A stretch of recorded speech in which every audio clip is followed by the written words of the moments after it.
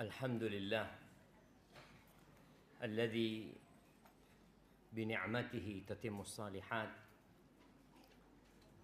Segala puji bagi Allah Jalla Jalaluh yang telah memberikan nikmatnya kepada kita, dan karena nikmatnya kebaikan-kebaikan menjadi sempurna. Hari ini kita berada di tanggal keempat dari bulan Dzulhijjah, yang memang kita melihat 10 awal Dzulhijjah ini tidak semarak seperti semaraknya bulan Ramadan. 10 awal Dzulhijjah ini kita jarang mendengarkan ucapan selamat Rasul sallallahu alaihi wasallam mengatakan kepada para sahabatnya dalam hadis yang diriwayatkan oleh Al-Imam Al-Bukhari dari Abdullah bin Abbas radhiyallahu taala anhuma, bahwa Nabi alaihi salatu wasallam bersabda, "Ma min ayyamin al-amalu salihu fiha ahabbu ila Allah min hadhihi al-ayyam." Tidak ada hari-hari yang beramal soleh di dalamnya lebih dicintai Allah daripada beramal soleh di hari-hari ini, di hari-hari 10 awal Dzulhijjah ini. Nggak ada. Dalam setahun berapa hari?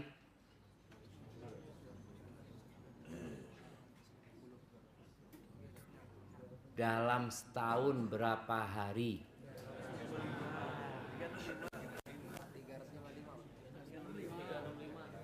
Ana ulangin pertanyaannya.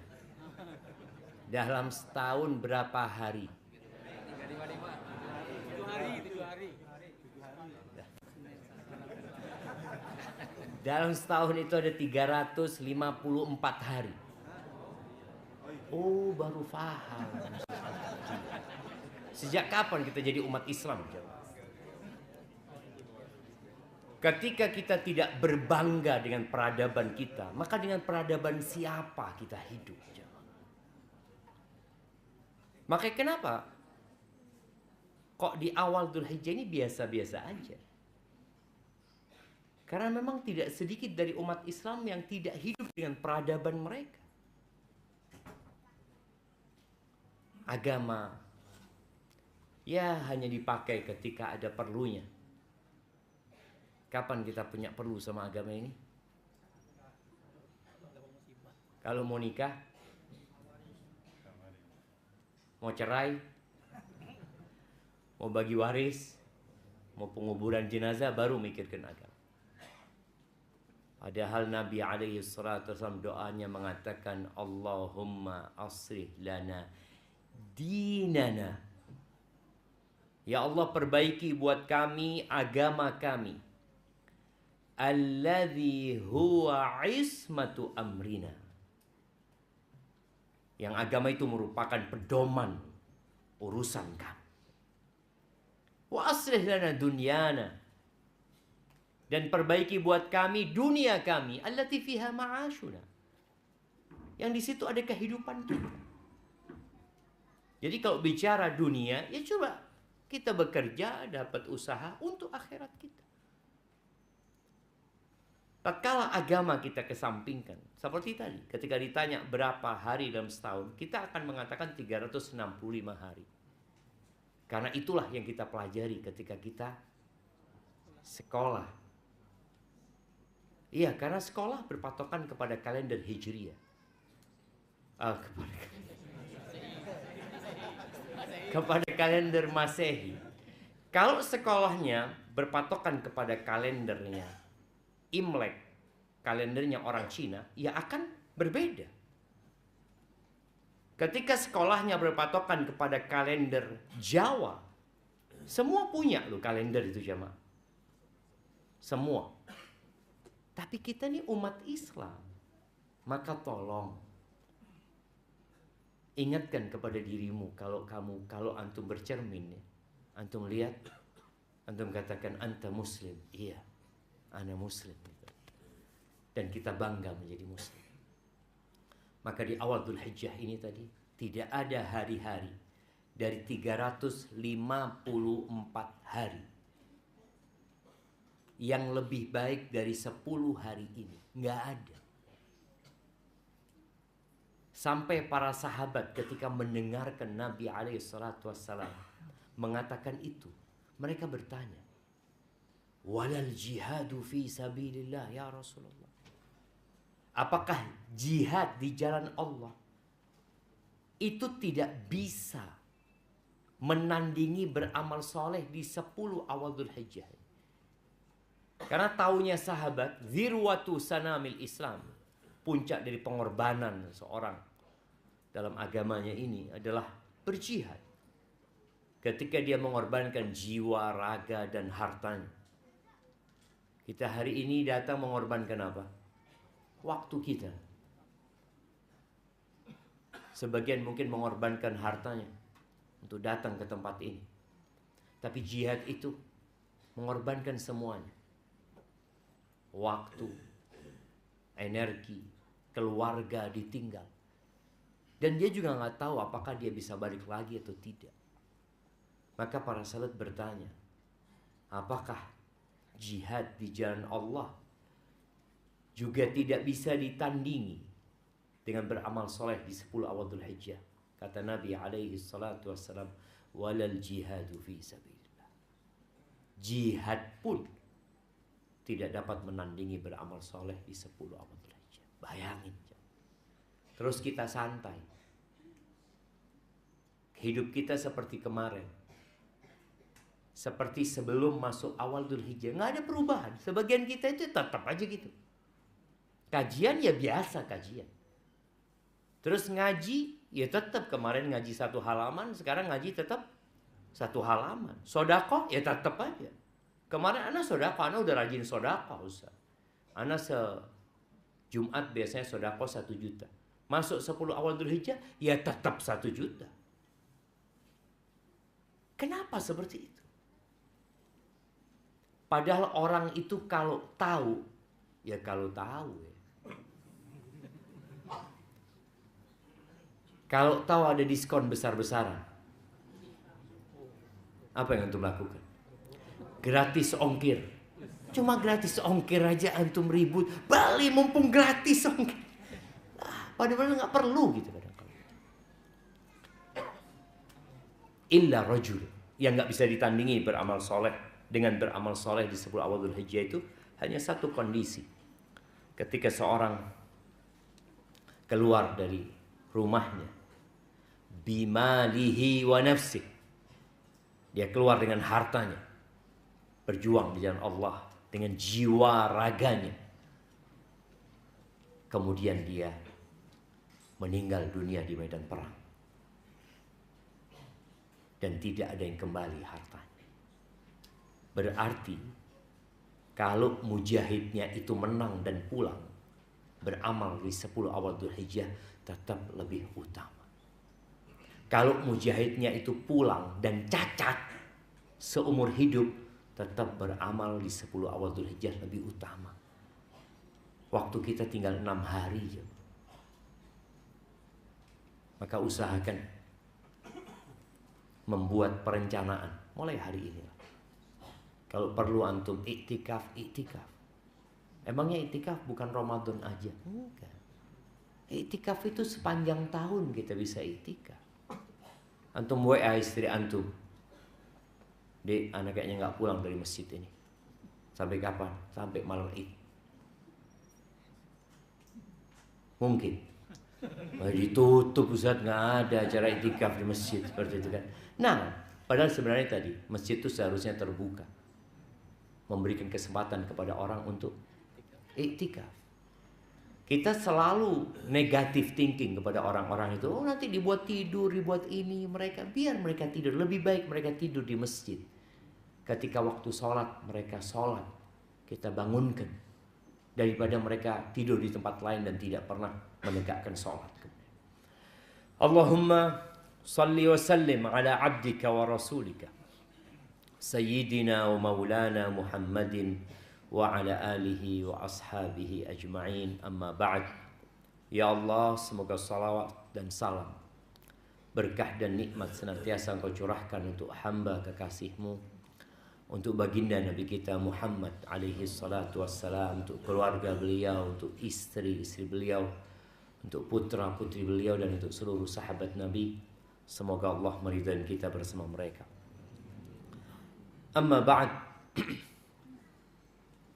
Siapa yang hari ini belum berbuat dosa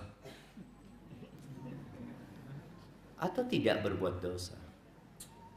Siapa yang sejak hijrah dia berhenti berbuat dosa?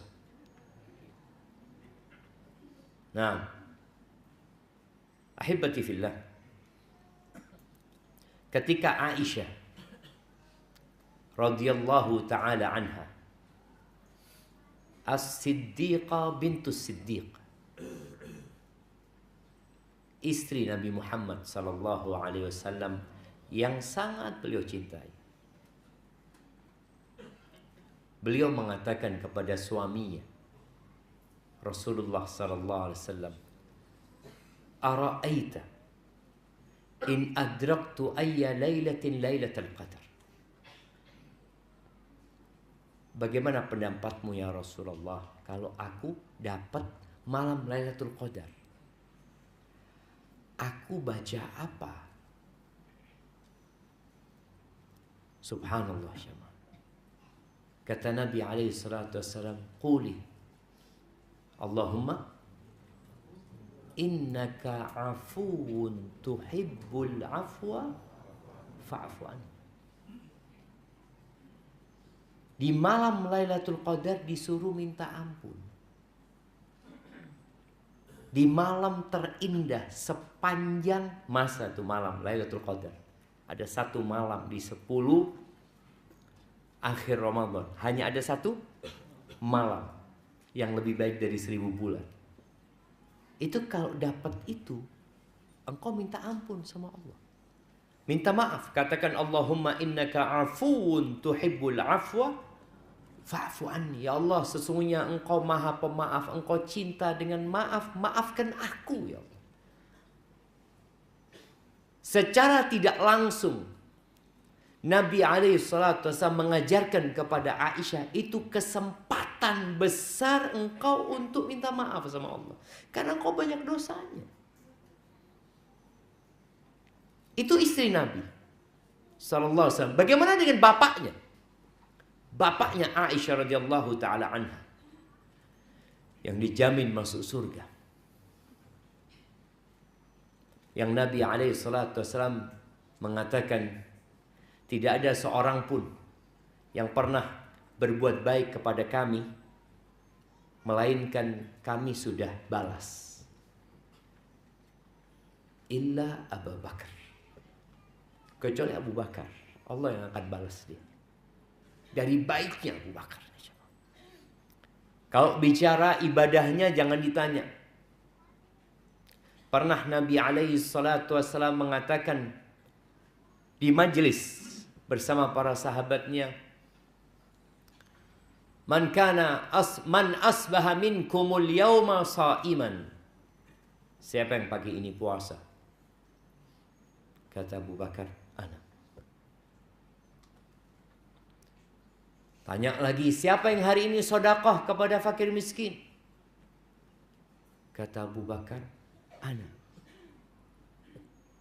Tanya lagi yang ketiga, siapa yang hari ini membesuk orang sakit?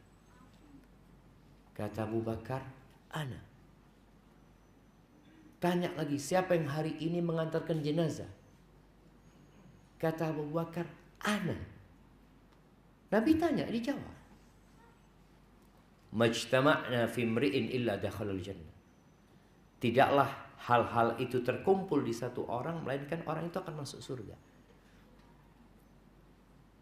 Abu Bakar kalau sedekah jangan ditanya. Umar hanya mampu setengahnya. Ingin mengingatkan kembali, kalau bicara sedekah, antum jangan pernah melihat yang diberikan, tapi lihatlah yang disisakan. Antum sedekah 100.000, banyak nggak 100.000? Tapi antum tinggal 1 M. Sedikit lah. Antum sedekah 1 juta. Banyak 1 juta. Tapi antum tinggalkan 1 M. Berapa persen yang antum sedekahkan? 0,01.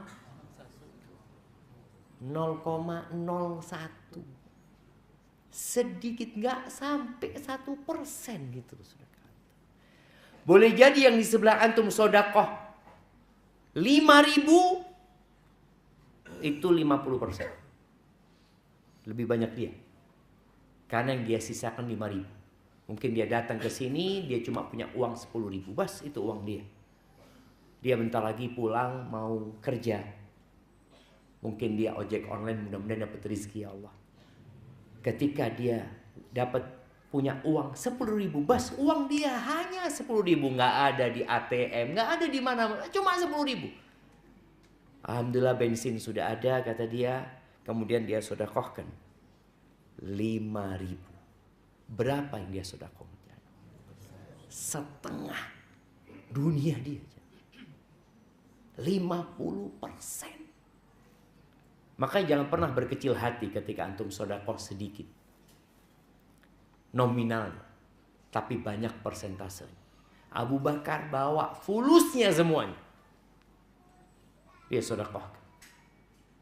Ketika kalau tadi Aisyah minta doa, putrinya minta doa, Abu Bakar juga minta doa sama Nabi SAW.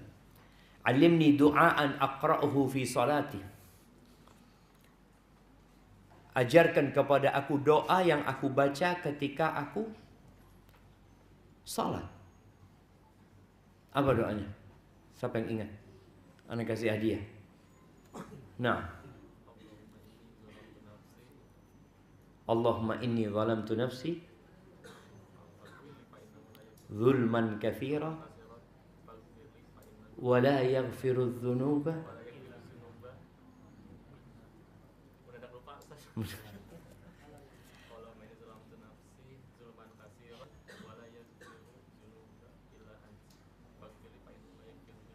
faghfirli.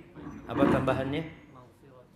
Maghfiratan min indik warhamni innaka antal ghafur rahim. Ana kasih hadiah buat antum. Nah, mudah-mudahan berangkat haji, yang lengkapin juga ana kasih hadiah. Mudah-mudahan berangkat haji dan umroh antum itu. Yang lainnya juga jamaah ya. Ana mau bagi ini tapi harus mati ini orangnya jamaah. Karena urusan warisan, kalau itu berangkat haji. Nah, jamaah rahimakumullah.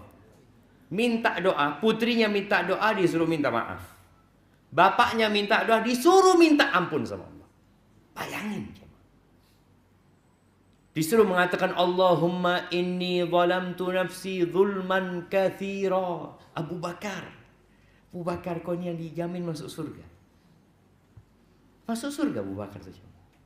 Tapi disuruh baca doa, ya Allah sesungguhnya aku menzalimi diriku dengan kezaliman yang banyak. Itu Abu Bakar. Bagaimana dengan kita? Yang sebagian kita mengatakan, Ustadz, anak ini setelah hijrah banyak tertimpa musibah, banyak cobaan dan ujian. Apa dikarenakan dosa-dosa anak yang masa lalu, Ustaz? Anak katakan sama dia, emangnya antum sudah berhenti berbuat dosa? Iya. Antum bicara dosa antum cuma yang lalu. Sejak antum hijrah sudah nggak ada dosa antum. 0. Sudah jadi orang baik antum. Nggak pernah menyentuh dosa. Abu Bakar jemaah. Disuruh mengatakan aku menzalimi diriku dengan kezaliman yang banyak. Maka ketika antum mengatakan musibah datang silih berganti, boleh jadi karena dosa masa lalu dan dosa sekarang. Dosa sekarang. Kita nggak berhenti berbuat dosa. Maka kenapa Nabi SAW mengajarkan itu kepada Abu Bakar? Itu pesan buat kita semuanya. Untuk tidak ujub dengan dirinya. Tidak merasa sudah soleh, sudah baik. Ana mungkin sudah sekarang jadi panitia kajian. Ana udah nggak riba. Alhamdulillah. Tapi bukan berarti antum bersih dari dosa. Banyak dosa kita. Wala yaghfiru dzunuba illa anta. Dan tidak ada yang bisa mengampuni dosa kecuali Engkau ya Allah. Faghfirli. Ampuni aku ya Allah. Maghfiratan min indik. Ampunan dari sisi. Warhamni. Kasihi aku ya Allah.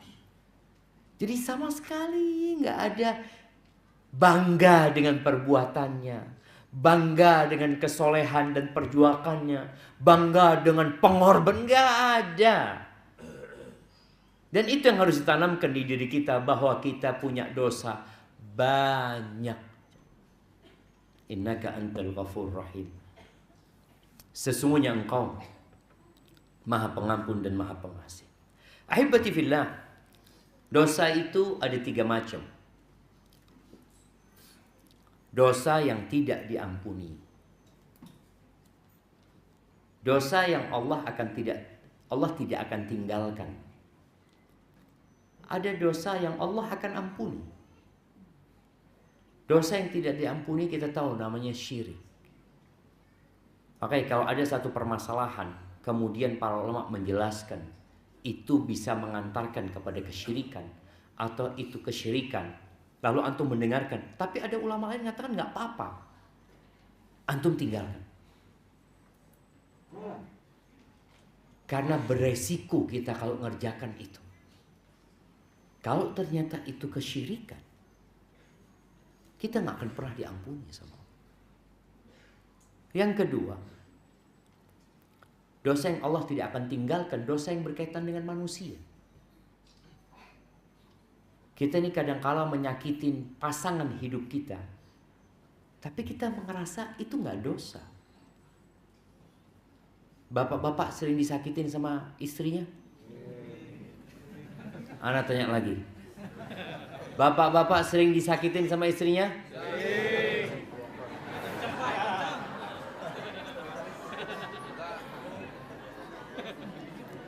Ya, ada yang sering, ada yang jarang. Nah, iya kan? Kenapa Anda sampaikan ini? Kadang-kala orang berpikir KDRT itu selalu dari suami. Dari suami. Boleh jadi KDRT itu dari istri. Tapi tadi nggak merasa. Kenapa kebanyakan wanita itu di neraka? Boleh jadi dia sholat 5 waktu, kajian sepekan 7 kali, sehari 3 kali, 21 kali kajian dia. Nah, tapi Nabi SAW tidak membicarakan itu, bukan karena itu.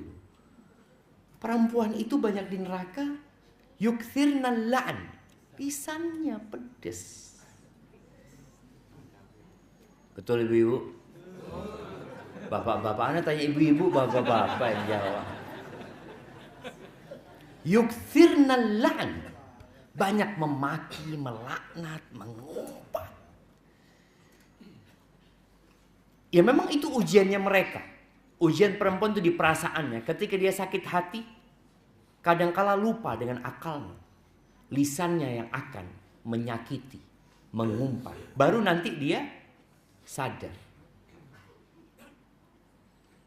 Maka hati-hati dengan dosa itu. Itu dosa sama orang ya. Karena kita melaknat orang lain, mengumpat orang lain, menyakitin orang lain. Kadangkala anaknya sendiri. Ini nggak bicara sama suami aja, kadang-kadang anaknya. Dia doakan keburukan. Padahal kata Nabi SAW, La tad'u ala anfusikum wala ala auladikum. Jangan kalian mendoakan keburukan kepada diri kalian. Tidak pula untuk anak-anak kalian, jangan.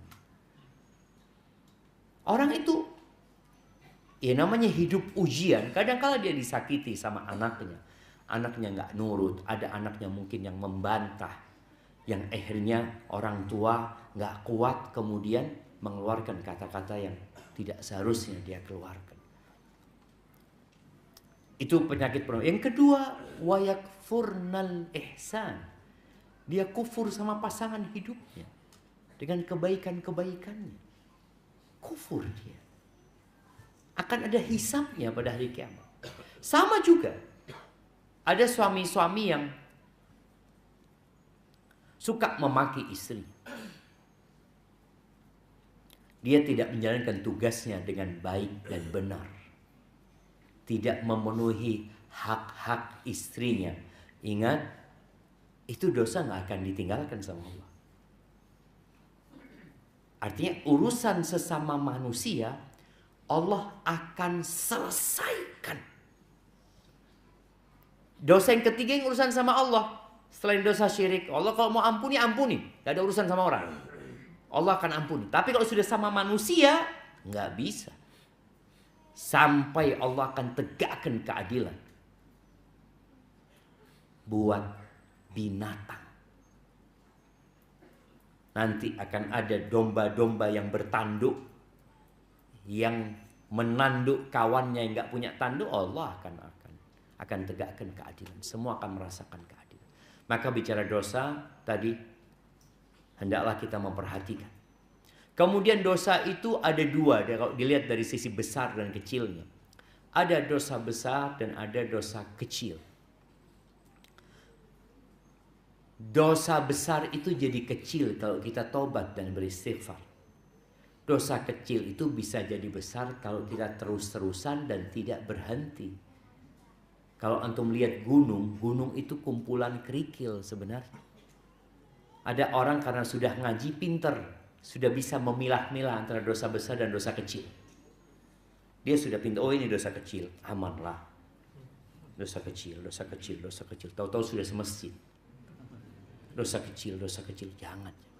Nabi alaihi salatu wassalam di hadis yang diriwayatkan Imam Ahmad mengatakan, iyyakum wa muhaqqaratiz dzunub. Kalian hindarin dosa-dosa yang diremehkan. Fa innama mathalu muhaqqaratiz dzunub, permisalan dosa-dosa yang diremehkan tadi, dosa kecil yang diremehkan, kamathali qaumin nazalu batna wadin faja'a dha bi'ud wa ja'a dha bi'ud. Seperti orang satu kafilah yang mereka singgah di perut sebuah lembah, lalu mereka mau masak. Yang ini membawa satu ranting, yang ini bawa satu ranting, kemudian mereka bikin api, hatta hamalu ma amdaju bihi khubzahum. Mereka kumpulkan kayu-kayu yang bisa digunakan untuk membakar dan memasak roti mereka. Kita bisa dibakar di neraka dengan dosa-dosa kecil itu. Kemudian Nabi SAW mengatakan, wa inna muhaqqaratiz dzunub mata yu'khad biha sahibuha tuhliku. Dosa-dosa yang diremehkan itu kapan Allah menghukum pelakunya, binasa dia.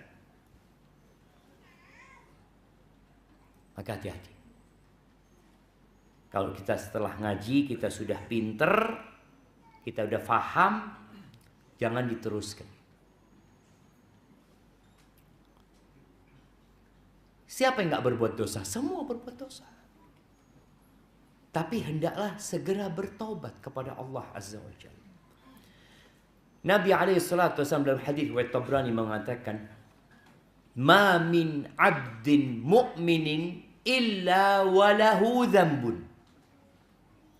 Tidak ada satupun hamba yang beriman melainkan dia punya dosa.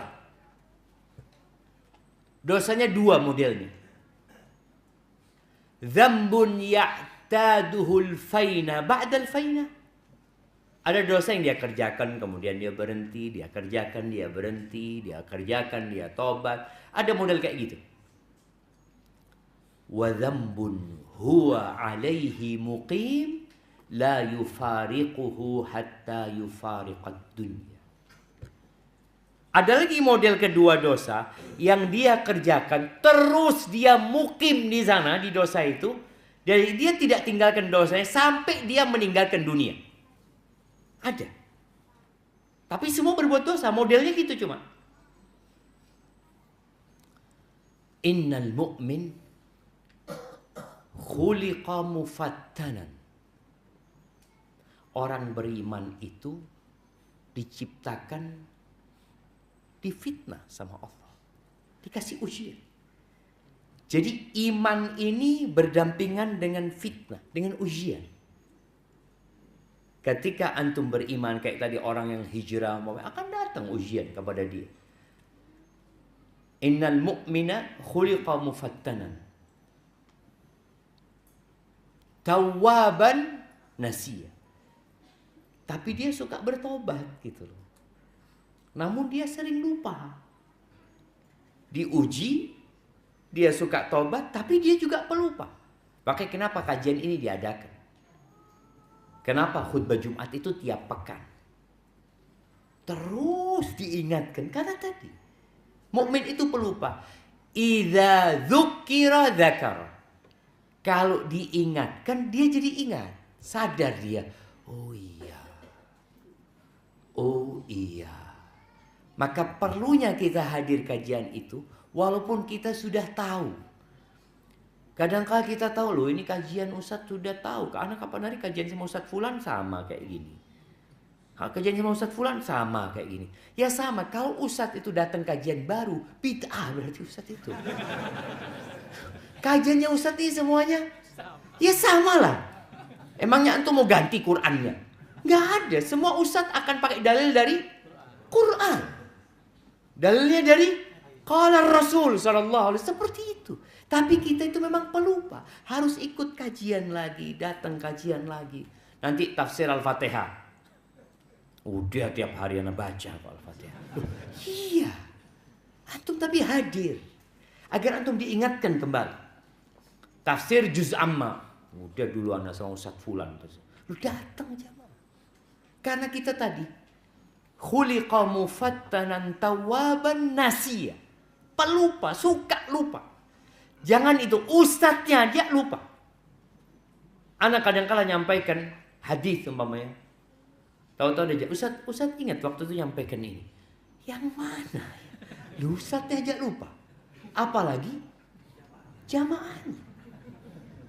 Oh beda lah Ustaz. Kalau jamaah ini kayak alat perekam Ustaz. Makanya nggak ada jamaah bawa buku lagi sekarang Ustaz. Mereka sudah ada merekam. Ya mungkin ya beda generasi sekarang. Kalau generasi dulu anak lihat bawa kitab nulis ya. Sekarang yang bawa buku berapa orang? Oh iya. Nah setelah antum ingat, tolong diingatkan yang lain. Yang antum catat, antum bagi sama yang lainnya. Antum bagi. Kalau temannya tadi umpamanya setelah antum catat, temannya nggak catat, dia izin. Boleh anak foto. Boleh nggak apa-apa. Fadhal. Mudah-mudahan manfaat. Ya nggak apa-apa. Ini sebagai bentuk kita membagikan faedah yang kita dapat ketika kajian. Jadi perlu namanya peringatan. Maka kita saling mengingatkan. Ketika Allah Azza wa Jalla menyebutkan tentang manusia yang dia benar-benar berada dalam kerugian, innal insana lafi khusrin. Allah menyebutkan empat kriteria mereka tidak merugi. Illal ladzina amanu wa amilus shalihat. Mereka beriman, mereka beramal soleh, nggak cukup ternyata jamaah. Jadi antum jadi orang baik aja nggak cukup. Terus watawasau bil haq. Harus ada upaya menjadi orang baik yang memperbaiki orang lain. Tapi saling memperbaiki. Watawasau itu dari kedua belah pihak.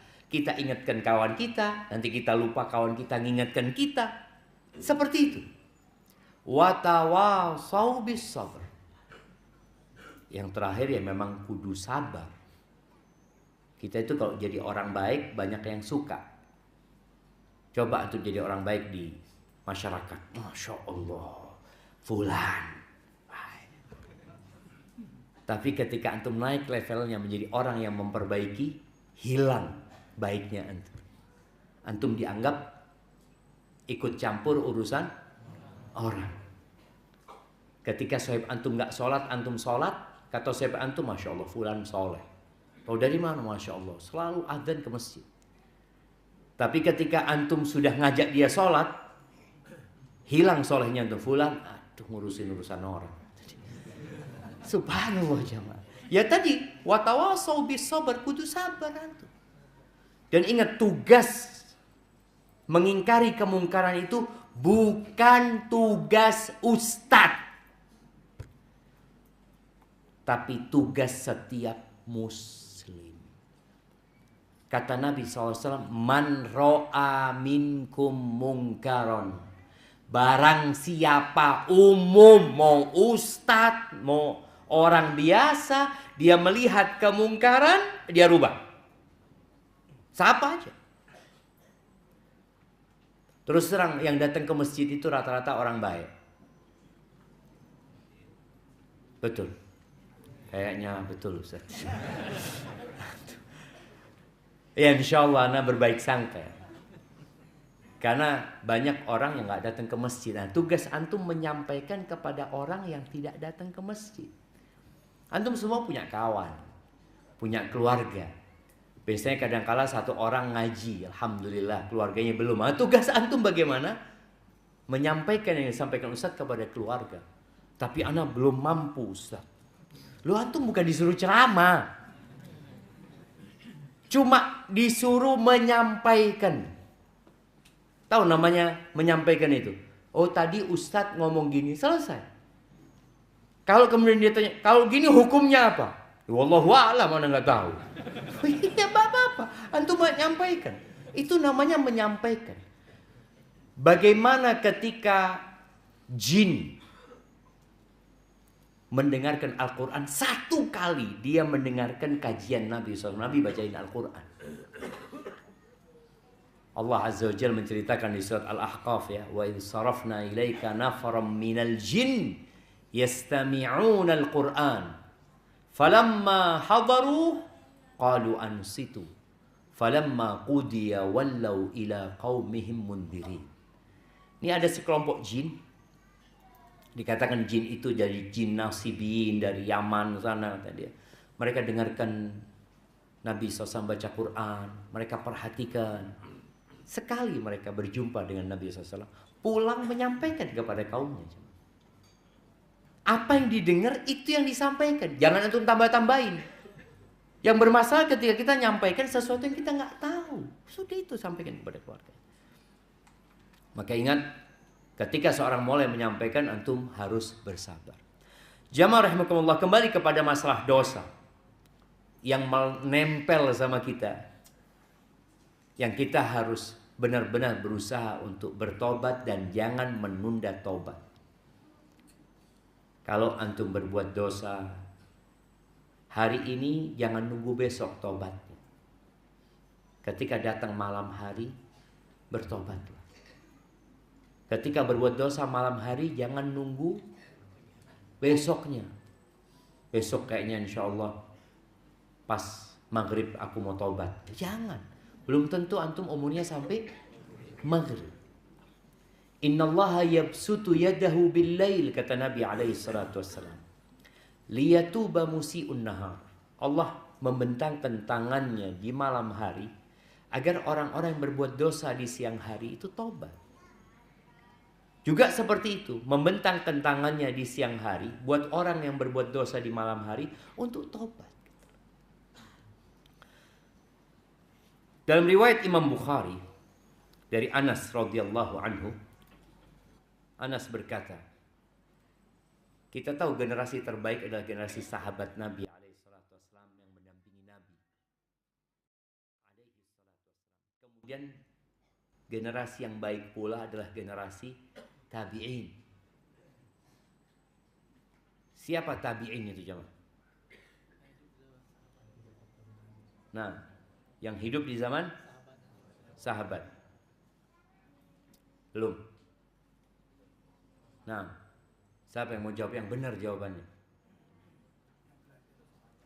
Yang belajar ke sahabat.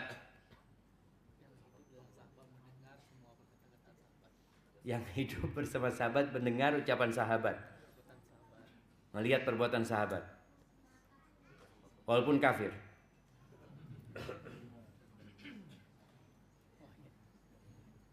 Nah, berarti dia yang beriman melihat sahabat, itu disebut tabi'in. Tapi beriman. Sebagaimana sahabat itu adalah yang hidup di masa Nabi SAW, melihat Nabi, beriman. Soalnya Abu Jahal juga sejaman sama Nabi SAW, melihat Nabi SAW, mendengar dari Nabi SAW. Dengar, Abu Jahal itu dengar Quran langsung dari Nabi SAW. Apakah kemudian jadi sahabat? Enggak. Barakallahu fikum. Anda kasih hadiah buat antum. Warisan, nanti bagi-bagi warisan antum. Iya. Ini Anas berkata kepada tabi'in. Anas sahabat. Dia mengatakan, innakum la ta'maluna a'malan hiya adaqqu fi uyunikum minasy-sya'r. Kalian sesungguhnya kalian benar-benar melakukan perbuatan-perbuatan yang dalam pandangan kalian perbuatan itu dianggap kalian remeh, bahkan lebih remeh daripada, lebih kecil, lebih tipis daripada rambut. Inna kunna la na'udduha ala ahdi Rasulillah sallallahu alaihi wasallam minal mubiqat. Sedangkan kami di masa sahabat, di masa hidupnya Nabi SAW menganggap perbuatan-perbuatan yang kalian anggap remeh itu termasuk dosa-dosa besar yang dapat menghancurkan manusia. Kalau itu di zamannya tabi'in, bagaimana dengan zamannya kita? Antum bisa melihat yang namanya pinjol itu dianggap tidak dosa.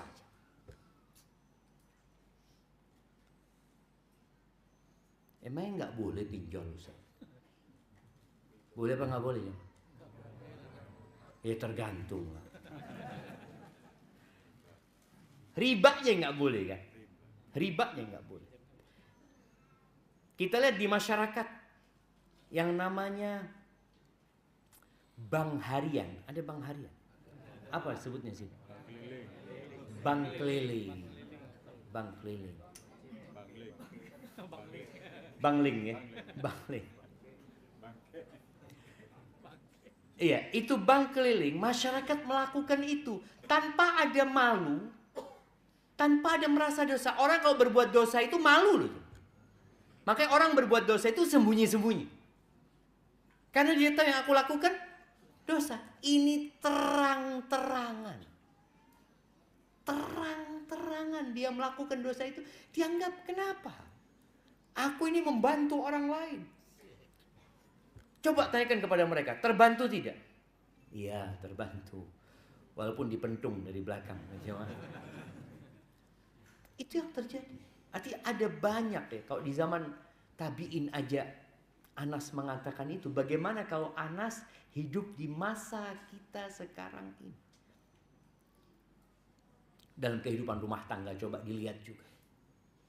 Ada mungkin yang dianggap remeh, tapi boleh jadi itu mengantarkan ke neraka. Ahibati fillah. Ketika perang Uhud, umat Islam itu kalah. Iya. Awalnya menang, kemudian Allah kasih kekalahan. Meninggal dari para sahabat Nabi kira-kira 70 orang. Terluka banyak dari para sahabat, bahkan Nabi kita alaihissalam termasuk yang terluka pada waktu itu. Penyebabnya apa? Nah, siapa yang mau jawab? Apa penyebabnya? Nah, melanggar perintah Nabi, melanggar larangan Nabi. Nabi SAW melarang mereka untuk turun. Mereka turun, Masya Allah. Kasihkan lagi. Iya, karena satu urusan aja. Satu larangan dilanggar atau satu perintah tadi yang tidak dilakukan sama mereka, akhirnya kalah. Padahal di tengah-tengah mereka ada Nabi Muhammad SAW. Di tengah-tengah mereka ada Abu Bakar, ada Umar, ada Utsman, ada Ali. Ada sahabat-sahabat yang dijamin masuk surga, ada. Gara-gara satu kesalahan, Allah berikan kekalahan itu. Maka jangan meremehkan dosa. Dan apa yang menimpa umat Islam sekarang? Saudara-saudara kita, kok nggak ditolong ya sama Allah di Palestina sana? Tiap hari kita dapat berita yang menyedihkan. Tiap hari jemaah. Tapi sebagian kita sudah tidak mengikuti. Dia sibuk dengan berita dia. Yang dia sukai itu yang dia tonton. Rasul sallallahu alaihi wasallam mengatakan, supaya kita tahu dosa itu punya efek samping yang buruk. Yang boleh jadi kita tidak merasa kalau kita sedang dihukum sama Allah. Contoh nih, teman antum bisa sehari baca 1 juz, antum nggak bisa. Kenapa kok nggak bisa? Padahal kalau bicara waktu, sama waktunya. Kalau bicara kerjaan, kerjaannya sama, satu kantor sama dia Ustaz. Satu kantor. Tapi kenapa dia bisa baca Quran? Aku nggak bisa gitu. Apa penyebabnya? Ada ibu-ibu mungkin yang secara rumah tangga ada pembantu. Pembantunya bisa baca 1 juz, majikannya nggak bisa. Oh iya Ustaz, banyak urusan Ustaz. Yang pembantu urusannya apa? Antum bisa lihat. Kenapa itu terjadi? Sebagian orang itu dihukum tapi nggak merasa dihukum.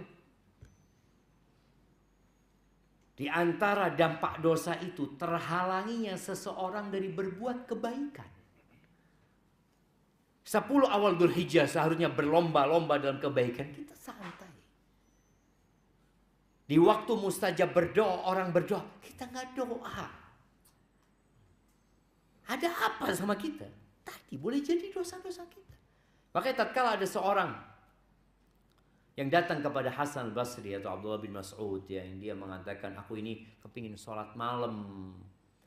Aku sudah siapin air untuk berwudu. Semuanya sudah disiapin. Mungkin dulu orang alarmnya apa jemaah? Ayam. Bener loh jemaah. Ayam itu subhanallah. Usahakan antum piara ayam jemaah. Ana sempat piara ayam tapi karena ada yang nggak setuju, akhirnya dipindahkan ayamnya. Banyak orang-orang di perumahan itu udah nggak dengar lagi kokok ayam. Padahal ketika ayam berkokok dia melihat malaikat jemaah. Dan kita disuruh doa kalau dengar kokok ayam itu. Ayam berkokok tidak selalu melihat malaikat gitu. Tapi kalau dia lihat malaikat, dia berkokok. Makanya para ulama ketika ditanya, terus kita apa yang kita lakukan? Kan kita disuruh doa sama Nabi SAW. Ya doa aja, minta. Boleh jadi waktu itu dia melihat malaikat. Dia udah siapin semua, mungkin ayamnya juga disiapin. Tetap nggak bangun dia. Sebagian kita alarmnya pakai handphone sekarang. Dan keren alarm pakai handphone nih jemaah. Kita matiin, hidup lagi dia jemaah. Kita matiin, hidup lagi. Berantem sama kita sampai adzan subuh, nggak sholat akhirnya kita. Gara-gara alarm tuh padahal sudah keren alarmnya sekarang. Ketika orang ini tanya kepada Hasan al-Basri, apa kata Hasan al-Basri? Qayyadatka dzunubuka. Engkau itu sedang dihukum sama Allah. Kau dibelenggu sama dosa-dosamu gitu loh.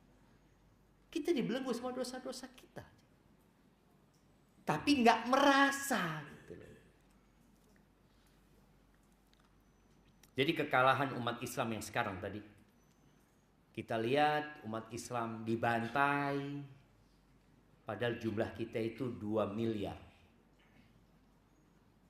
Antum tahu berapa jumlah Yahudi? Nggak tahu. Coba antum lihat di HP antum. Coba anak kepingin tahu. Coba dilihat. Berapa jumlah Yahudi yang di Israel sama yang di dunia? Ada yang dapat? Itu yang di Israel. Di Israel atau di dunia? Sekarang berapa? 15,7. Ada yang lebih tinggi? Benar jemaah, ini kadang-kala yang 2019 ya, sekarang 2025. Berapa paling tinggi?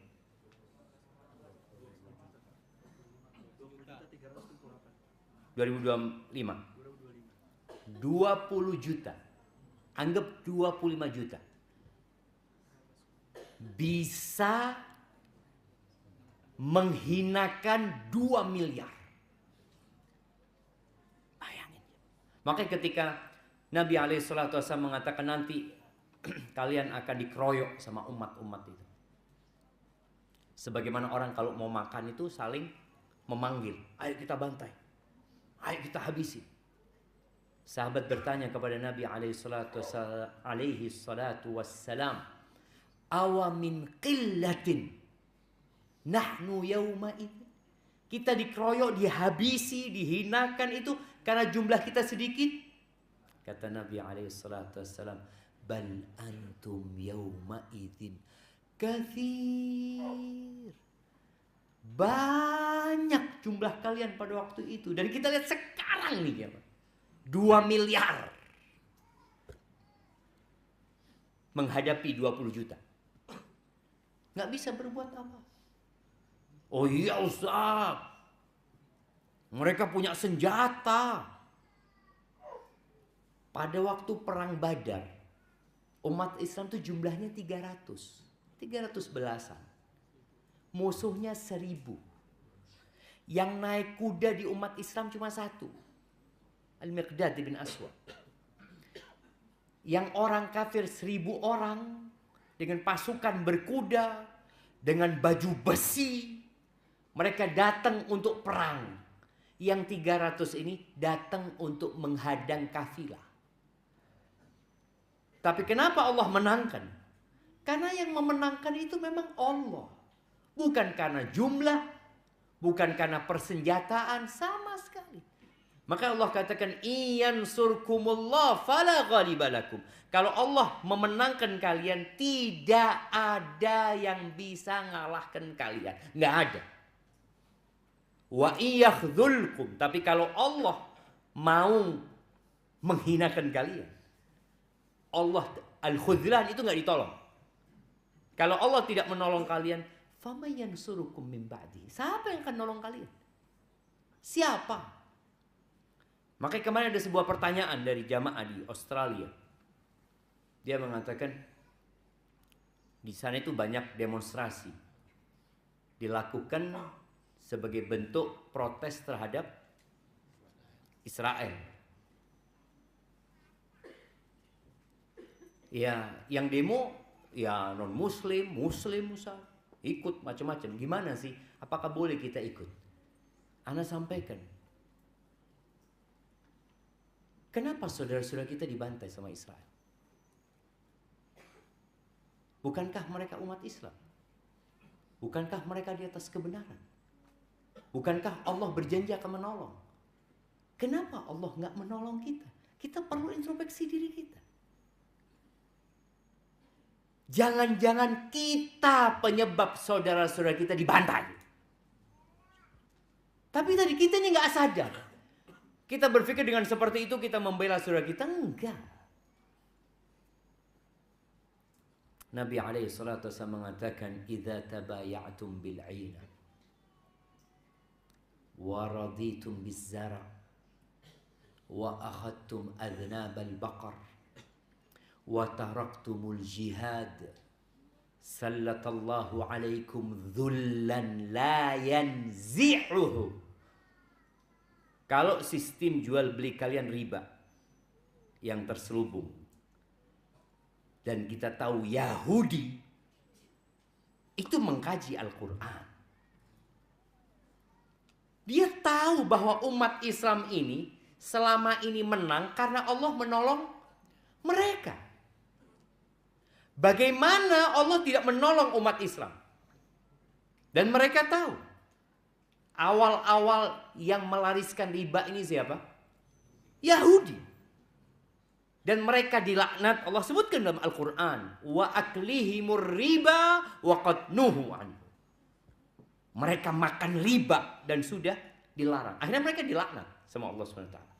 Mereka dibinasakan. Allah nggak nolong Yahudi. Mereka adalah umatnya Nabi Musa pada waktu itu. Nggak ditolong sama Allah Azza wa Jalla ketika mereka melakukan pelanggaran. Dan mereka ingin itu terjadi sama umat Islam. Bagaimana umat Islam makan riba sehingga Allah tidak nolong. Dan itu yang terjadi sekarang. Kalau sistem kalian riba yang terselubung. Orang kalau sudah riba ini berarti cinta dunia. Kalian sibuk dengan pertanian kalian, dengan peternakan kalian. Semua ingin mengamankan posisi duniawi. Dan kalian tinggalkan jihad, maka Allah akan menimpakan kepada kalian dzullan. Ingat yang menimpakan siapa? Allah, bukan Israel. Oh, tapi Israel kan salah. Iya. Israel itu, kalau antum tahu, nabi mereka bunuh. Kok bayi-bayi? Nabi. Mereka bunuh Nabi Yahya. Mereka bunuh Nabi Zakaria. Dibunuh Nabi itu. Mereka gak suka sama nabinya, dibunuh sama mereka. Maka kalau mereka melakukan itu sekarang, wajar. Memang seperti itu kerjaan mereka. Kitanya yang gak wajar. Membiarkan itu terjadi. Kita yang gak wajar. Gara-gara tadi dosa kita. La yanzi'uhu. Allah gak akan cabut kehinaan itu. Gak akan dicabut sama Allah. Sampai kapan? Hatta tarji'u ila dinikum. Sampai kalian kembali kepada agama kalian. Maka ini usaha kita kembali kepada agama. Baik.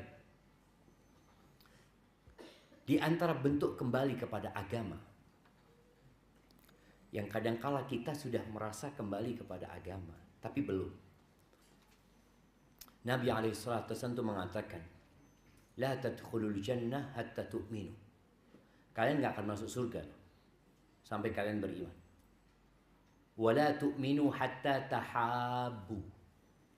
Dan kalian tidak akan dikatakan beriman sampai kalian saling mencintai. Afala adullukum ala syai'in idza fa'altumuhu tahabbtum. Kalian mau nggak aku kasih amalan yang kalau kalian kerjakan kalian akan saling mencintai? Apa kata Nabi SAW? Afshus salam bainakum. Tebarkan salam di antara kalian. Ana mau tanya sekarang. Nah, antum yang baju kotak-kotak. Iya. Antum kenal sama ini kanan antum? Iya. Yang di kiri? Kenapa nggak kenal? Oh, tadi sudah ngaji.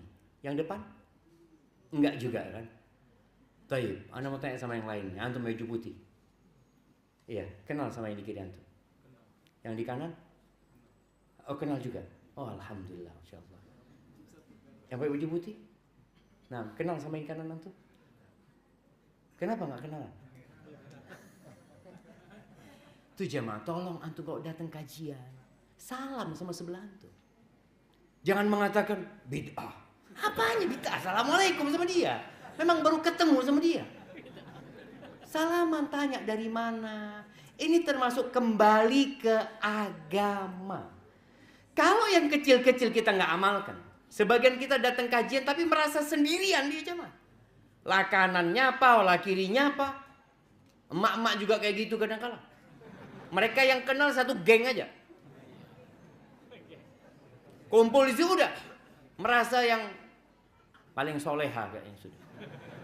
Tapi sekarang antum kenalan dulu baru ana lanjutkan kajian. Ya, yang belum kenal tolong kenal dengan yang kanan, yang belum kenal. Tafadhol. Salam, assalamualaikum. Antum ketika salaman dosa-dosa itu berguguran jemaah.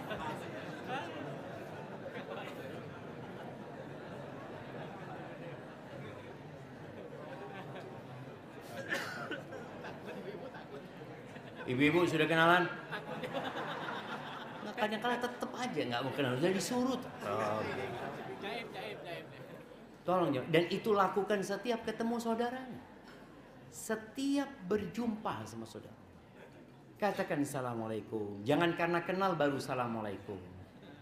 Atau memang duduknya karena sudah kenal. Maka nanti yang satu kelompok mai 2-3 orang ketika datang kajian mencar. Supaya antum dapat saudara baru. Dapat saudara baru. Jadi sambil nunggu ustaz datang, antum silakan ngobrol ahlan wa sahlan, tanya sama dia. Baik jamaah, kembali kepada dosa. Tadi Allah tidak akan mencabut dosa itu sampai kita kembali kepada agama kita. Kemudian di antara dampak buruk dosa itu, kita nggak bisa mencerna ilmu. Atau nggak bisa belajar ilmu. Orang bisa datang pengajian, ketika kajian bisa nyatet, bisa faham, ini tidur. Kenapa seperti itu? Loh ada jemaah. Pulang orang itu dapat ilmu, kita dapat apa? Tapi dapat berkahnya loh saya. Insya Allah yang datang kajian itu tidur-tiduran pun masih dapat berkahnya jemaah. Akan dikatakan kumu maghfuran lakum, kalian silahkan bangkit dalam kondisi diampuni dosanya. Tapi antum terhalang dari ilmu. Ada orang yang memang niat nuntut ilmu pun enggak. Itu boleh jadi karena dosa. Kadangkala tetangga masjid, ada pengajian di masjid yang enggak pernah datang. Sibuk. Ketika antum nonton handphone mungkin. Ketika ada kajian ustadz dilewatin.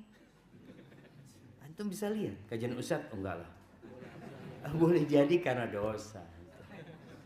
Tapi kalau enggak bermanfaat, yang cuma ketawa-ketawa ini itu, wah. Maka antum lihat boleh jadi karena dosa. Allah Azza wa Jalla mengatakan wattaqullaha wa yu'allimukumullah. Bertakwalah kepada Allah, Allah akan kasih ilmu sama kalian. Allah akan kasih ilmu. Kemudian kita ingat Imam Syafi'i ya, ketika dia mengatakan kepada gurunya, syakautu ila waqi'in su'a hifdhi fa arsyadani ila tarkil ma'asi wa akhbarani bi anna al-ilma nurun wa nurullahi la yu'tahu 'asi. Aku pernah ngeluh sama Waki. Aku kok susah belajar ya. Hafalan-hafalan cepat hilang. Sebagian kita itu mungkin ngelihat ya, orang lain sudah hafal juz amma. Anak umur 60 tahun nggak sampai juz amma. Ya kan nggak wajib Ustaz. Loh iya, kita bukan bicara wajib, kita bicara mencari sebuah kemuliaan dan kehormatan. Orang nanti di akhirat itu akan disuruh baca Quran. Kalau antum punya Quran, baca Quran. Suruh baca. Derajatmu itu di akhir ayat yang kau baca. Ada orang susah Ustaz, anak itu ya Allah susah menghafal Ustaz. Ya sudah, tinggalkan maksiat. Enggak Ustaz, jangan suudzon sama anak. Anak memang karena sudah tua. Loh subhanallah jemaah. Ada perempuan umur 60 tahun baru mulai menghafal Quran. Umur 63 sudah hafal 30 juz. Kok bisa dia? Lalu antum mengatakan anak sudah tua, sudah nggak mungkin. Terus alasan itu kita buat agar kita tidak mendapatkan kehormatan. Jangan lagi dilakukan. Berusaha. Boleh jadi memang karena dosa-dosa kita. Waktu kita sama orang. 24 jam. Makanya kadang-kala MC mengatakan, ya untuk mempersingkat waktu, nggak ada waktu bisa dipersingkat gitu. 24 jam jadi 23 jam gitu, nggak ada. Tetap segitu waktu itu jemaah. Ya tetap waktu itu seperti itu. Makanya tadi kalau antum mengatakan enggak, waktunya dia berkah, waktunya kita nggak berkah. Itu masalah. Dan penyebabnya dosa. Ada dosa yang kita lakukan. Kemudian di antara dampak buruk dosa ini, dihalangi dari rizki. Gimana sih Ustadz ini? Ana lihat orang-orang tetangga ana sholat enggak, tapi fulus. Ana yang soft pertama Ustadz, Allahu Akbar. Besok nggak tahu mau makan apa. Ingat, rizki itu pada hakikatnya yang bermanfaat buat kita. Ada orang uangnya banyak, tapi nggak bermanfaat buat dia. Jadi azab buat dia. Makanya ketika Nabi SAW berbicara tentang harta, manusia mengatakan mali, mali. Manusia mengatakan hartaku, hartaku ya. Lalu Nabi SAW mengatakan hartamu itu yang kau makan, itu milikmu. Kemudian jadi kotor. Yang kau pakai, kemudian sampai usang. Jadi dipakai sampai usang. Tapi kalau dipakai, ditaruh, ya disimpan, belum tentu milikmu. Boleh jadi milik anaknya, boleh jadi milik ahli waris. Dan yang kau sodakohkan. Adapun sisanya, fatarikuhu linnas. Punya orang. Maka tadi ada orang yang dihalangi dari rizki. Gara-gara dosa. Nggak bisa memanfaatkan rizkinya dalam ketaatan kepada Allah Azza wa Jalla. Padahal fulus banyak. Seharusnya dia bisa punya rumah di surga. Tapi nggak punya juga.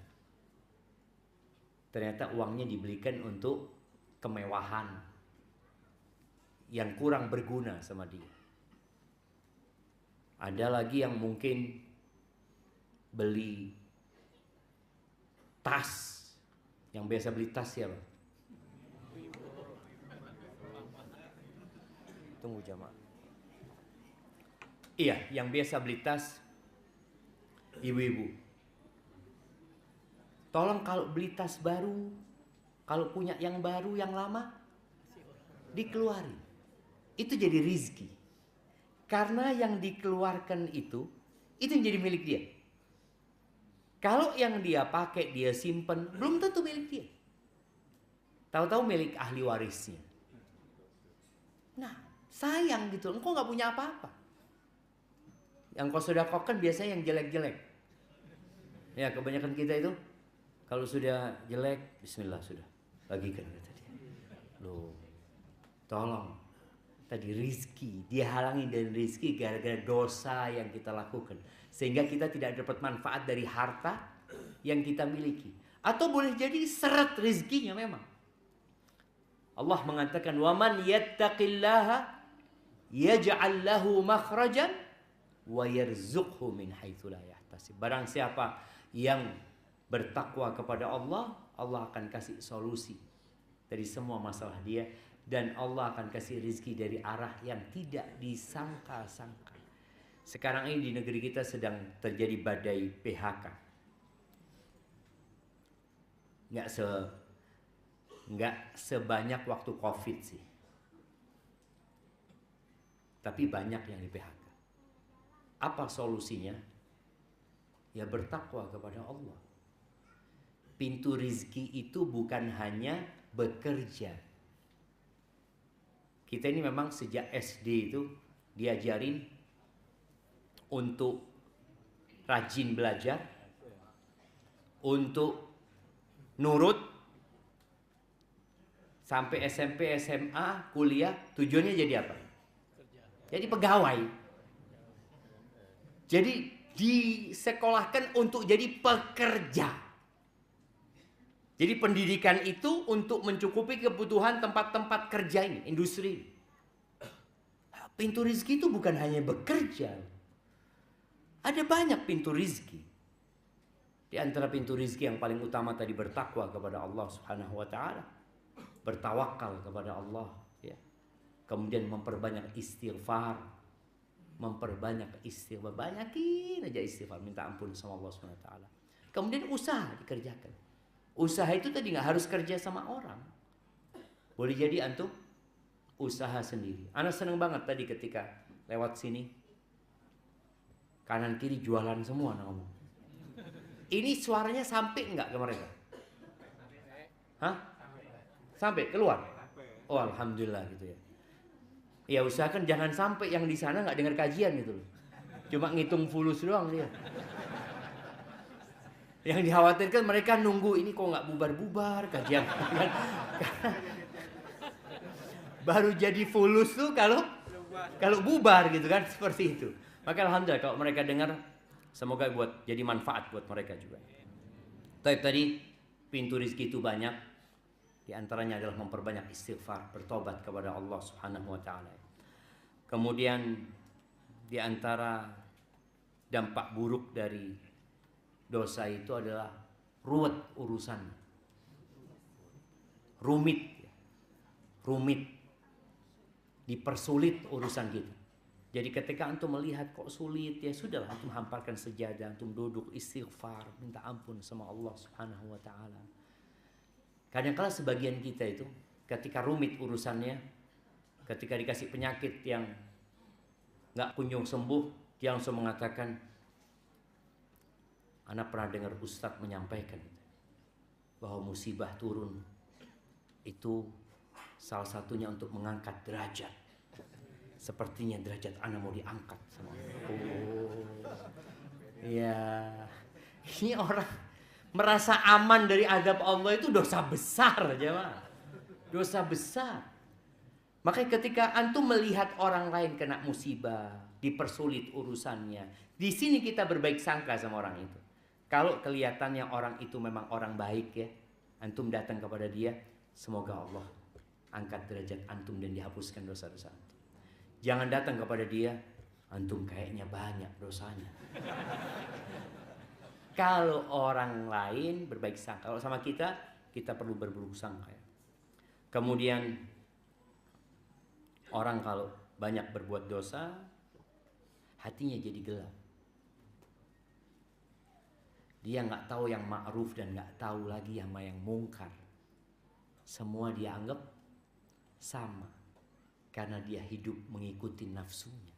Hatinya tertutup, ada nokta hitam yang membuat hatinya tertutup. Bahkan ada hati yang seperti gelas yang dibalik. Antum kalau datangkan satu mobil tangki untuk memasukkan air ke sini, kira-kira setelah berapa mobil tangki air akan masuk? Sampai kiamat gak masuk. Karena dia kebalik. Nggak ada. Hati itu kalau terus kita berbuat dosa, awalnya hitam, bisa hati itu kebalik. Sehingga tadi ustadz didatangkan, sejuta ustadz didatangkan, nggak akan dengar. Maka jangan sampai hati kita ditimpa kegelapan, sehingga Allah Subhanahu wa taala mempersulit hidayah untuk masuk dan mempersulit ketaatan buat diri kita. Dan dosa itu melahirkan dosa, sebagaimana ketaatan melahirkan ketaatan. Antum kalau sudah berbuat ketaatan ya, insya Allah terus akan taat lagi. Ketika antum di rumah, karena sekarang ana lihat godaan di rumah itu jauh lebih besar daripada di jalanan. Ya boleh jadi ungkapan ana salah. Karena antum di rumah itu dengan adanya handphone sekarang, bisa ke jalanan, bahkan bisa nyebrang pulau, nyebrang benua, antum di rumah. Kalau dulu orang mau berbuat maksiat itu keluar rumah, dulu ada istilahnya cuci mata. Nah, apa? JJS. Oh, JJS. Sekarang masih ada? Iya, jalan-jalan sore momennya tadi kan. Ada JJP. Jalan pagi. Nah, iya, anak pernah jalan-jalan sekali jamaah sama istri sama anak-anak. Anak-anak minta ke alun-alun di Jember lah. Mana? Kita dari Jember, masa Bandung?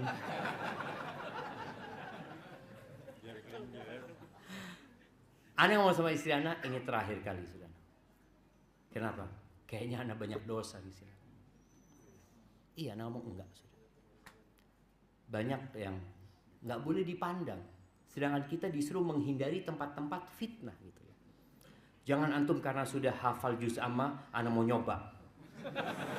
Mau nyoba iman anak, ada jemaah. Jangan. Udah, pokoknya hindari tempat-tempat kita berbuat dosa. Ketika antum di sana suntuk ya, kemudian ajakan berbuat dosa banyak, berangkat ke masjid. Datang ke rumah Allah. Tapi yang jadi masalah kadang-kala masjidnya tutup juga.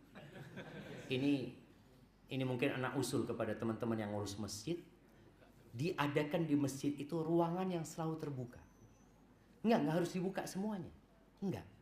Tapi ada area yang di situ orang bisa sholat, di situ orang bisa iktikaf mungkin, mau duduk di sana, mau ngaji, disediakan Al-Quran, ya, disediakan buku-buku, dan kok bisa semua masjid seperti itu, diadakan memang ruang yang selalu terbuka, sehingga ini bentuk kita mengajak umat Islam untuk kembali ke agama dan kembali ke rumah Allah Subhanahu Wa Taala. Barakallahu fiik, itu mungkin yang dapat Anda sampaikan pada kesempatan kali ini. Yang benar dari Allah Azza wa Jalla, yang salah dari diri anak pribadi. Allah dan Rasul terbebaskan dari kesalahan itu. Ada pertanyaan enggak? Kayaknya nggak ada yang tanya. Alhamdulillah. Nah, Anda lihat nggak ada kertas? Ada satu pertanyaan langsung, fadhol. Assalamualaikum warahmatullahi wabarakatuh. Saya datang di Masjid Islam. Saya menanya tadi, saya kalau nggak salah menyimak kata Ustaz tadi ada dosa yang tidak diampuni oleh Allah Subhanahu Wa Taala, itu syirik. Nah, kalau misalnya kita melakukan kesyirikan, terus kita bertobat dan tidak mengulanginya lagi sampai kita meninggal dunia, apakah masih ada harapan untuk? Ya, Assalamualaikum Ustaz. Semoga Ustaz dan jamaah selalu dalam lindungan Allah. Ibu. Ustaz, sebenarnya saya malu menyampaikan. Jadi ada yang mengganjal dan sepertinya sampai sekarang saya masih merasa ketakutan dengan apa yang saya lakukan. Begini Ustaz, 2 hari yang lalu pulang kerja, saya diajak teman nonton film Mission Impossible di bioskop. Jadi saya berpikir ya udahlah malam ini, karena kan 10 hari Dzulhijjah itu pada siang hari. Tapi saya jadi takut Ustaz, apakah itu termasuk dosa maksiat? Bagaimana saya cara menebus tobatnya? Apakah ada sholat yang harus saya kerjakan? Bang Ustaz. Barakallahu fikum. Siap, ini pertanyaan kedua ya. Ana jawab sebentar lagi. Ada pertanyaan pertama dari ikhwan, karena kayaknya memang karena pengurusnya ini perempuan, yang dikasih mic itu mak-mak. Jadi bapak-bapak nggak dikasih mic. Ya, pertanyaan yang pertama tadi ada pertanyaan yang menarik ya, berkaitan dengan dosa syirik. Syirik itu kan tidak diampuni sama Allah Azza wa Jalla. Innallaha la yaghfiru an yushraka bihi wa yaghfiru ma duna dzalika liman yasha. Allah itu tidak mengampuni dosa syirik. Kalau ada yang menyebutkan Allah nggak akan ampuni. Selain dosa syirik Allah ampuni. Maksudnya kalau orang itu mati dalam kondisi melakukan kesyirikan. Ada ayat lain yang mengatakan innallaha yaghfiru dzunuba jami'an. Sesungguhnya Allah mengampuni semua dosa buat orang yang bertobat. Jadi apabila seorang melakukan kesyirikan, dan kita tahu yang namanya Umar bin Khattab itu dulu pelaku syirik. Umar bin Khattab bukan hanya pelaku syirik, bahkan ingin membunuh Nabi SAW, ingin berbuat jahat kepada umat Islam. Tapi ketika bertobat, Umar bisa menjadi orang nomor 2. Bahkan mengalahkan Uthman bin Affan, mengalahkan Ali bin Abi Thalib. Jadi taubat itu menghapuskan yang lalu, walaupun dosa syirik. Tapi yang tadi dibicarakan, kalau orang yang melakukan syirik dan mati dalam kondisi melakukan syirik, itu yang tidak ada ampunan buat dia. Asalkan tadi orang ini hendak bertobat dengan taubatan nasuha ya. Taubat nasuha itu adalah taubat yang memenuhi syarat dan ketentuannya. Dia meninggalkan dosa itu, kemudian dia menyesali tadi dan bertekad untuk tidak mengulanginya. Dan kalau ternyata ada orang-orang yang dia ajak dulu melakukan kesyirikan, ya dia perlu juga untuk mengajak mereka. Karena boleh jadi ada orang melakukan kesyirikan gara-gara kita. Maka kita perlu ajak orang-orang itu untuk, ana minta maaf dulu, ana ngajak antum salah gitu. Seperti itu. Barakallahu fikum. Assalamualaikum warahmatullahi. Tunggu dulu. Itu yang nonton belum dijawab.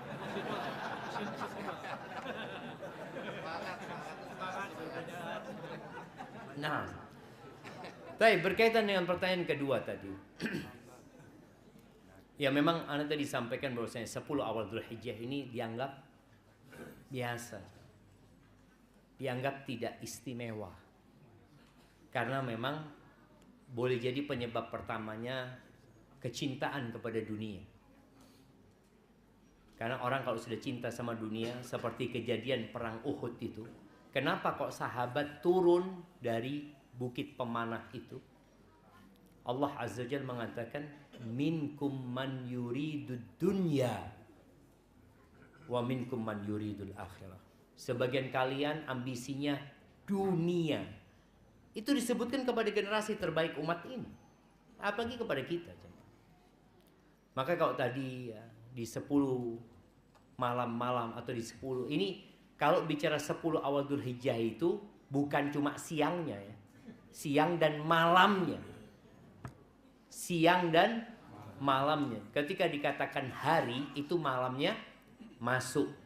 Kalau dikatakan malam, biasanya hanya malamnya saja. Seperti Lailatul Qadar, itu malamnya. Karena memang Allah menyebutkan sampai terbitnya fajar gitu ya. Baik. Yang pertama berkaitan dengan nonton jemaah.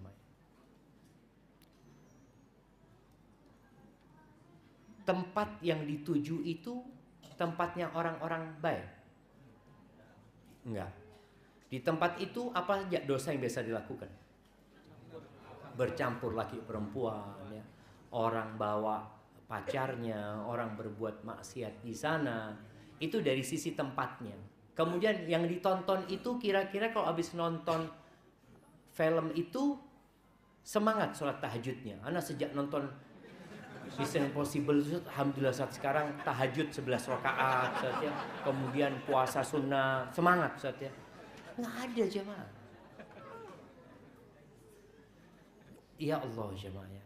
Kita itu memang suka dibohongin. Itu film bohong nggak? Tapi orang seneng. Apalagi drama Korea itu. Orang-orang sampai nangis-nangis. Ya Allah, dibohongin antum. Nggak apa-apa dibohongin gitu deh. Coba dibohongin sama suaminya. Oh, jangan. Pesan itu. Dia dibohongin orang mau. Jadi kadangkala yang terjadi di masyarakat ini, kita kecintaan kepada dunia. Maka kalau bicara bagaimana ya, kita yang sudah mensia-siakan 10 awal Dzulhijjah ini dengan melakukan perbuatan dosa, dan semoga Allah mengampuni dosa-dosa kita, yang memperbanyak istighfar. Memperbanyak istighfar, menggantinya dengan memperbanyak baca Al-Quran ya. Semoga di hari yang tersisa ini, tinggal 6 hari ini, kita bisa memaksimalkan ibadah di dalamnya. Barakallahu fikum. Baik. Pertanyaan terakhir. Assalamualaikum warahmatullahi wabarakatuh. Waalaikumsalam warahmatullahi wabarakatuh. Ustaz, pagi ini di Instagram saya lihat jadi statement dari Ustaz Khalid Basalamah dengan Adi Hidayat tuh dimunculkan gitu. Jadi gini, menurut Ustaz Khalid Basalamah, setelah sholat Id itu tidak ada sholat Jumat, seandainya 10 Juli jatuh pada hari Jumat. Sementara menurut Ustaz Khalid Hidayat, kalau sholat Id itu kan sunnah, sementara sholat Jumat itu wajib. Jadi sholat Jumat itu tidak boleh ditinggalkan. Sebenarnya yang benar yang mana Ustaz ya? Nah, barakallahu fi. Ya alhamdulillah ya. Jadi memang sekarang ini dengan adanya media, orang itu dapat ilmu dari mana saja. Kalau dulu orang awam itu apabila dia muqallid, dia muqallid kepada ya ustadznya aja yang di sana. Mamanya di masjid ini dia punya ustadz yang ngajar, ya sudah dia cuma dengar dari ustadznya, mungkin dengar dari ada ustadz di musola. Tapi kalau sekarang ini yang kita dengar dari semua orang. Sampai kadang-kala kita ini jadi penengah. Melihat ini kayaknya nggak benar, yang ini yang benar. Allahu Akbar. Iya. Berkaitan dengan apabila hari Id bergabung dengan hari Jumat. Jadi yang pertama ada dua pendapat para ulama ya. Pendapat yang pertama, kalau sudah sholat Id itu nggak perlu Jumat wala zuhur. Supaya antum tahu. Pendapat ini ya. Pendapat. Tapi pendapat yang kedua, tetap wajib sholat zuhur. Wajib sholat zuhur. Dan itu kayaknya pendapat yang lebih kuat ya. Yang mengatakan tetap wajib sholat zuhur. Bagaimana dengan sholat Jumat? Nabi SAW menyebutkan bahwasanya barang siapa yang sholat Id nggak perlu sholat Jumat. Kata Nabi SAW, wa inna mujmi'un, tapi kami tetap mengadakan sholat Jumat. Nabi SAW tetap mengadakan sholat Jumat, tapi Nabi memberikan keuzur kepada mereka. Jadi dulu di Masjid Nabawi, di kota Madinah, sholat Jumat itu hanya di Masjid Nabawi. Jadi di tiap kampung itu kan ada musola gitu ya. Mereka Jumatan semuanya menyatu ke sana. Nabi SAW mengatakan yang sudah sholat Jumat nggak wajib dia untuk sholat Jumat, tapi tetap sholat duhur yang adakan di musolanya sholat duhur ya seperti itu. Tapi Nabi mengatakan alaihissalam kami tetap mengadakan sholat Jumat gitu ya. Jadi sebenarnya kalau tadi dikatakan ada perbedaan pendapat, memang ada perbedaan pendapat di antara para ulama. Yang wajib itu adalah sholat zuhur ya, sholat zuhur. Walaupun ada pendapat yang mengatakan nggak sholat zuhur, sudah mencukupi itu dengan sholat Id itu menggantikan Jumat, Jumat itu kan menggantikan zuhur, gitu loh. Akhirnya nggak perlu sholat zuhur. Ada yang berpendapat seperti itu. Cuma yang lebih kuat, wallahu a'lam bishawab ya, boleh jadi pendapat ini nanti ada yang membantah. Ya biasa, memang ada khilaf di antara para ulama. Tapi yang jelas, yang nggak sholat Id berarti wajib sholat Jumat. Yang tidak sholat Id wajib sholat Jumat. Yang sudah sholat Id silahkan yang mau sholat Jumat. Tapi masjid-masjid yang biasa mengadakan sholat Jumat ya tetap mengadakan sholat Jumat. Tetap sholat Jumat. Dalam artian ada orang-orang yang mungkin tadi nggak ikut sholat Id gitu loh, sehingga dia tetap bisa sholat Jumatan gitu. Kalau ternyata nggak ada yang Jumatan, Anda mau sholat di mana gitu, seperti itu. Padahal dia tadi sholat nggak sholat Id ya. Dan sholat Id ini hukumnya ada yang mengatakan fardu kifayah ya. Ada yang mengatakan kalau dikatakan sunnah. Wallahu alam, ana lupa bagaimana perbedaan pendapat di antara para ulama. Tapi yang jelas apabila dia sholat Id, dia nggak harus sholat Jumat. Namun Nabi SAW tetap mengadakan Jumatan. Dan masjid-masjid yang biasanya Jumatan silahkan tetap mengadakan sholat Jumat. Dan antum yang mau ikut Jumatan tetap ikut Jumatan. Dalam artian antum ngelihat di sini ada Jumatan, anak kayaknya enggak lah, anak mau sholat duhur aja, enggak apa-apa. Tapi kalau antum mau ikut Jumatan, tafadhol. Hadza wallahu a'lam.